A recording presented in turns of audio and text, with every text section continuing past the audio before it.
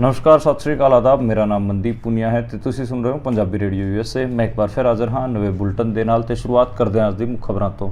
ਉੱਤਰ ਪ੍ਰਦੇਸ਼ ਦੀ ਕਨੌਜ ਲੋਕ ਸਭਾ ਸੀਟ ਤੋਂ ਅਖਿਲੇਸ਼ ਯਾਦਵ ਨੇ ਫਾਈਲ ਕੀਤਾ ਨੋਮੀਨੇਸ਼ਨ। ਸਮਾਜਵਾਦੀ ਪਾਰਟੀ ਦੇ ਵੱਡੇ ਆਗੂ ਅਤੇ ਉੱਤਰ ਪ੍ਰਦੇਸ਼ ਦੇ ਸਾਬਕਾ ਮੁੱਖ ਮੰਤਰੀ ਅਖਿਲੇਸ਼ ਯਾਦਵ ਨੇ ਕਨੌਜ ਸੀਟ ਤੋਂ ਆਪਣਾ ਨੋਮੀਨੇਸ਼ਨ ਫਾਈਲ ਕੀਤਾ ਤੇ ਉਹ ਲੋਕ ਸਭਾ ਦਾ ਚੋਣ ਉੱਥੋਂ ਹੀ ਲੜਨਗੇ। ਅਖਿਲੇਸ਼ ਯਾਦਵ ਹੋਰਾਂ ਦੀ ਉਹ ਹੋਮ ਟਰਫ ਸੀਟ ਹੈ। ਅਖਿਲੇਸ਼ ਯਾਦਵ ਦੀ ਦਾਅਵੇਦਾਰੀ ਤੋਂ ਬਾਅਦ ਰਾਹੁਲ ਗਾਂਧੀ ਦੇ ਵੀ ਕਿਆਸ ਲਗਾਏ ਜਾ ਰਹੇ ਨੇ ਕਿ ਉਹ ਅਮੇਠੀ ਤੋਂ ਚੋਣ ਲੜਨਗੇ। ਦੱਸਦੀ ਹੈ ਕਿ ਅਮੇਠੀ ਅਤੇ ਰਾਏ ਬਰੇਲੀ ਗਾਂਧੀ ਪਰਿਵਾਰ ਦੀ ਟ੍ਰੈਡੀਸ਼ਨਲ ਸੀਟ ਹੈ ਤੇ ਰਾਏ ਬਰੇਲੀ ਤੋਂ ਪ੍ਰਿਯੰਕਾ ਗਾਂਧੀ ਦੀ ਮੰਗ ਹੋ ਰਹੀ ਹੈ। ਰਾਏ ਬਰੇਲੀ ਤੋਂ ਪਹਿਲਾਂ ਸੋਨੀਆ ਗਾਂਧੀ ਚੋਣ ਲੜਦੀ ਰਹੀ ਹੈ ਤੇ ਹੁਣ ਇਸ ਵਾਰ ਸੋਨੀਆ ਗਾਂਧੀ ਰਾਜਸਥਾਨ ਤੋਂ ਰਾਜ ਸਭਾ ਦੀ ਮੈਂਬਰ ਚੁਣ ਕੇ ਗਈ ਹੈ ਤੇ ਉਹਨਾਂ ਨੇ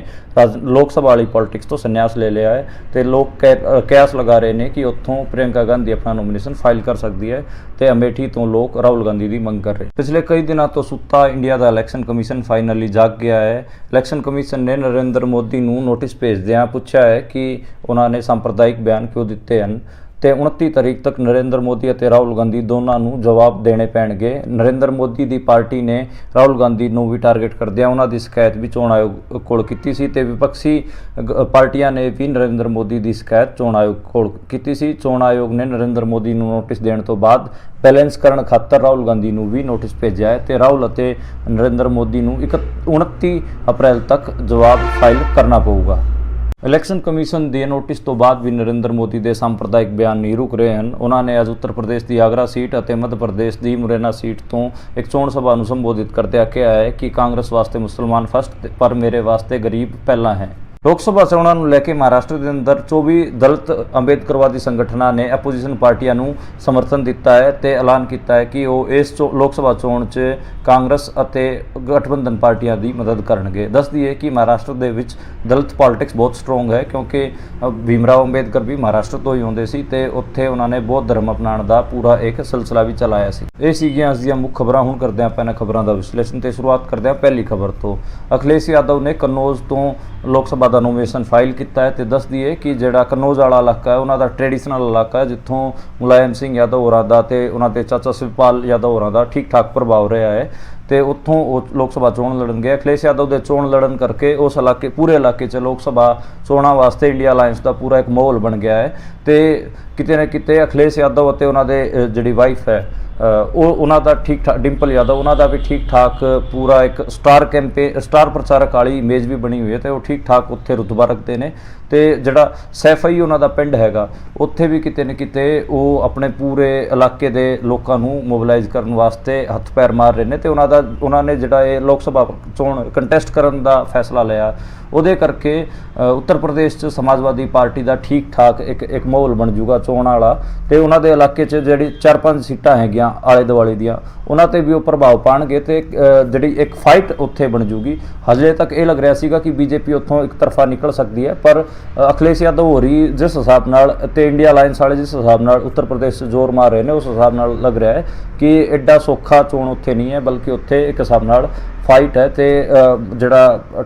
ਮੁਕਾਬਲਾ ਹੈ ਉੱਥੇ ਉਹ ਟੱਕਰ ਦਾ ਬਣੂਗਾ। ਉਹਨਾਂ ਦੇ ਕਨੌਜ ਤੋਂ ਨੋਮੀਨੇਸ਼ਨ ਫਾਈਲ ਕਰਨ ਤੋਂ ਬਾਅਦ ਅਮੇਠੀ ਤੋਂ ਲੋਕ ਕਿਆਸ ਲਗਾ ਰਹੇ ਨੇ ਕਿ ਕੱਲ ਰਾਹੁਲ ਗਾਂਧੀ ਜਾ ਕੇ ਅਮੇਠੀ ਤੋਂ ਚੋਣ ਜਿਹੜਾ ਨੋਮੀਨੇਸ਼ਨ ਫਾਈਲ ਕਰ ਸਕਦੇ ਨੇ। ਪਿਛਲੀ ਵਾਰ ਰਾਹੁਲ ਗਾਂਧੀ ਨੂੰ ਉੱਥੋਂ ਸਮ੍ਰਿਤੀ ਇਰਾਨੀ ਨੇ ਚੋਣ ਹਰਾਤਾ ਸੀਗਾ ਤੇ ਰਾਹੁਲ ਗਾਂਧੀ ਕੇਰਲ ਦੀ ਵਾਇਨਾਡ ਸੀਟ ਤੋਂ ਲੋਕ ਸਭਾ ਚੋਣ ਜਿੱਤ ਕੇ ਆਏ ਸੀਗੇ ਤੇ ਇਸ ਵਾਰ ਲੋਕ ਇਹ ਉਮੀਦ ਕਰ ਰਹੇ ਨੇ ਕਿ ਜੇ ਅਮੇਠੀ ਤੋਂ ਦੁਬਾਰੇ ਰਾਹੁਲ ਗਾਂਧੀ ਆਊਗਾ ਤੇ ਉੱਥੇ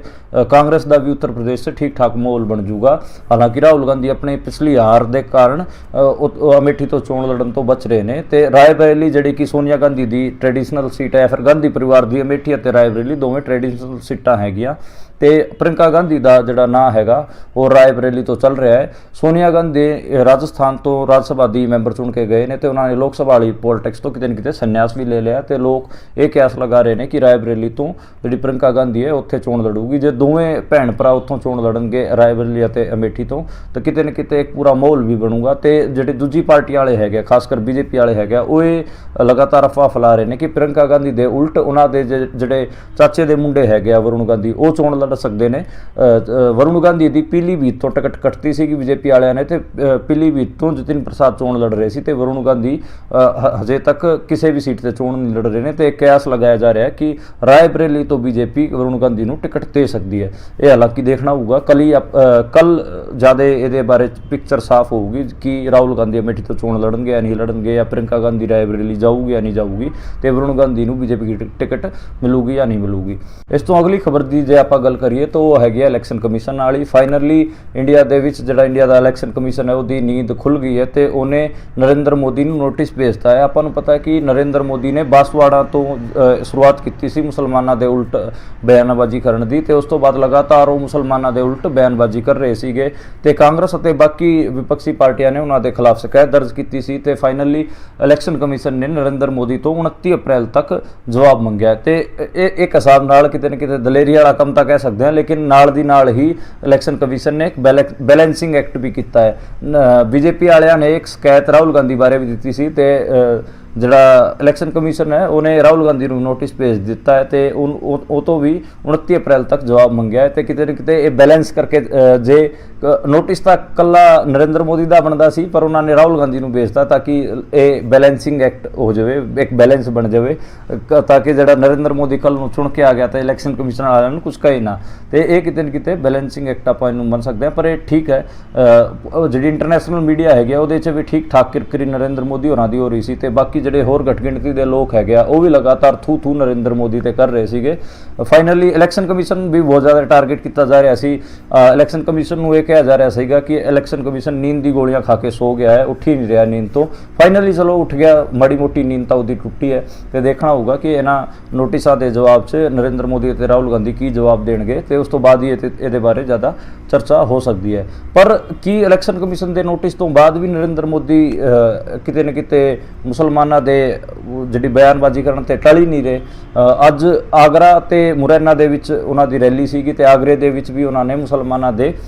ਹਮਲਾ ਬੋਲਿਆ, ਤੇ ਉਹਨਾਂ ਨੇ ਕਿਹਾ ਕਿ ਕਾਂਗਰਸ ਵਾਲਿਆਂ ਵਾਸਤੇ ਮੁਸਲਮਾਨ ਪਹਿਲਾਂ ਨੇ ਤੇ ਸਾਡੇ ਵਾਸਤੇ ਗਰੀਬ ਪਹਿਲਾਂ ਨੇ। ਤੇ ਇਸ ਹਿਸਾਬ ਨਾਲ ਉਹ ਲਗਾਤਾਰ ਸੰਪਰਦਾਇਕ ਬਿਆਨ ਦੇ ਰਹੇ ਨੇ, ਇਹ ਦਿਖਾ ਰਹੇ ਨੇ ਕਿ ਜਿਹੜੇ ਕਾਂਗਰਸ ਤੇ ਬਾਕੀ ਆਪੋਜੀਸ਼ਨ ਪਾਰਟੀਆਂ ਹੈਗੀਆਂ ਤਾਂ ਮੁਸਲਮਾਨਾਂ ਦੀ ਪਾਰਟੀਆਂ ਹੈਗੀਆਂ, ਅਸੀਂ ਹਿੰਦੂਆਂ ਦੀ ਪਾਰਟੀ ਹੈਗੇ ਆ, ਤੇ ਤੁਸੀਂ ਸਾਨੂੰ ਵੋਟਾਂ ਪਾਓ। ਇਸ ਕਿਸਮ ਦੀ ਜਿਹੜੀ ਪੋਲਿਟਿਕਸ ਹੈਗੀ ਆ ਉਹ ਖੇਡਣ ਦੀ ਕੋਸ਼ਿਸ਼ ਜਿਹੜੇ ਨਰਿੰਦਰ ਮੋਦੀ ਕਰ ਰਹੇ ਨੇ। ਹੁਣ ਤਾਂ ਇਲੈਕਸ਼ਨ ਕਮਿਸ਼ਨ ਨੇ ਵੀ ਤੁਹਾਨੂੰ ਨੋਟਿਸ ਭੇਜ ਦਿੱਤਾ ਹੈ, ਹੁਣ ਤਾਂ ਘੱਟੋ ਘੱਟ ਨਰਿੰਦਰ ਮੋਦੀ ਹੋਰਾਂ ਨੇ ਤੇ ਬੀਜੇਪੀ ਵਾਲਿਆਂ ਨੇ ਇਹਦੇ ਤੇ ਲਗਾਮ ਲਗਾਉਣੀ ਚਾਹੀਦੀ, ਤੇ ਇਸ ਕਿਸਮ ਦੀ ਬਿਆਨਬਾਜ਼ੀ ਕਰਨ ਤੋਂ ਬਚਣਾ ਚਾਹੀਦਾ। ਪਰ ਇਹ ਲਗਾਤਾਰ ਬਿਆਨਬਾਜ਼ੀ ਹੈਗੀ ਆ ਉਹ ਜਾਰੀ ਹੈਗੀ ਆ। ਤੇ ਉਹ ਜਿਹੜਾ ਸੈਮ ਪਿਤਰੋਦਾ ਵਾਲਾ ਹੈਗਾ ਉਹਦੇ ਉਲਟ ਕਾਂਗਰਸ ਵਾਲੇ ਵੀ ਇੱਕ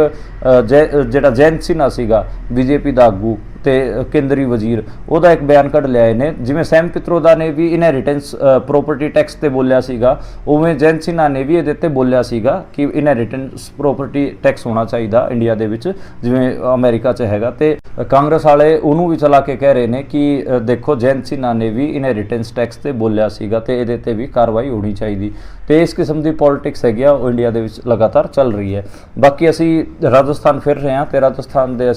ਮੈਂ ਕੱਲ ਕੋਟਾ ਦੀ ਰਿਪੋਰਟ ਦੱਸਿਆ ਸੀ, ਅੱਜ ਮੈਂ ਡੂੰਗਰਪੁਰ ਬਾਸਵਾੜਾ ਦੇ ਵਿੱਚ ਹਾਂ, ਤੇ ਇੱਥੇ ਮੈਂ ਪਿੰਡਾਂ 'ਚ ਫਿਰ ਰਿਹਾ, ਤੇ